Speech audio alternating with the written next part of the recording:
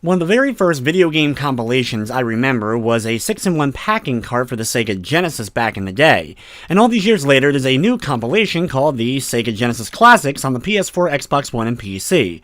But should you be driving to get a hold of this mega compilation right now, or is buying this one gonna fill you with a bunch of retro regret?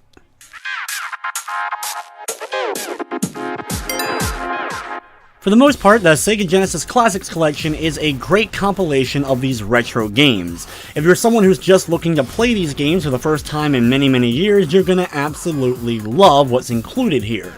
For those who maybe are more keen to having absolute perfect versions of these games, there are a bit of emulation issues.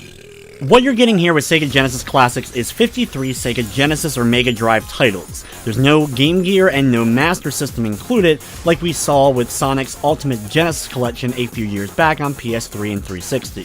So yeah, it's a bit of a bummer that we're not getting those Master System and Game Gear games, and maybe there'll be a compilation for those down the road. It also stinks that you don't get Phantasy Star I, considering you have 2, 3, and 4 here, since they were all on Genesis, with the original being on Master System. However, the games that are included here that weren't in the previous compilation I mentioned end up making up for it. I will include the entire list of all 53 games down in the description, but the ones that stand out the most are the games like the treasure titles, like Crusader, Alien Soldier, and Gunstar Heroes, as well as Wonder Boy titles. You have Wonder Boy in Monster World and Wonder Boy 3 Monster's Lair. You're also getting a lot of the expected titles. You're getting most of the Sonic games, though you're not getting Sonic & Knuckles or Sonic 3, which is disappointing. You do have the Phantasy Star games 2, 3, and 4, you have Golden Axe 1, 2, and 3, Kid Chameleon, Fatal Labyrinth, Bonanza Bros, Beyond Oasis, and a few other great ones. However, there are of course plenty of omissions, and there are also some games that end up making it that you're probably only going to play once or twice out of curiosity, but that's pretty much to be expected with a compilation like this. There are plenty of cool features though that we don't see in every compilation, like the instant rewind or fast forward features, quick saving using the right joystick or analog stick in order to hold up in order to do a quick load or down to do quick save. You also have online multiplayer for these titles and some leaderboards, so there is some extra stuff included. Also, what's cool is on some games, not all unfortunately, you can change the region and actually play the Japanese version of some titles like Streets of Rage 3 that actually has significant differences from the US version. You can check those out for yourself now in this compilation. There's also in-game challenges. There's not enough of these. I feel like they could have easily put like 100 or more challenges for this, but the ones included will definitely take you a little bit of time in order to do them all and test you in a variety of titles.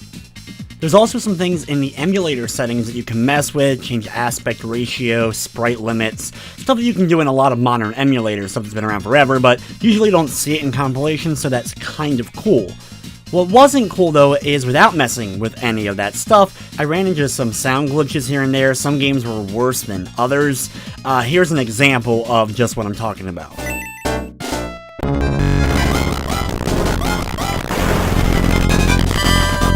Other than that though, I didn't run into any other glitches or major bugs.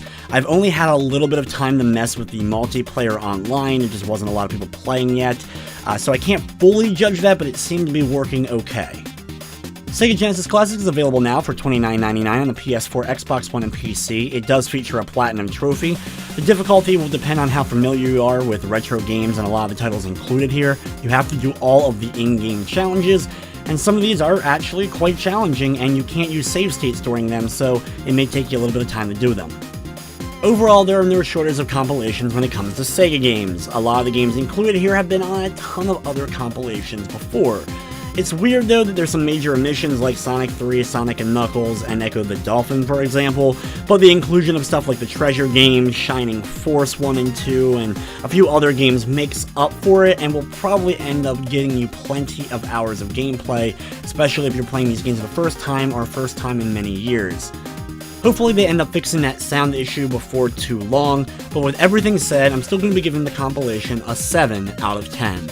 But anyway guys, I'm going to wrap up this review. I'd like to thank you for watching, and of course I hope you enjoyed.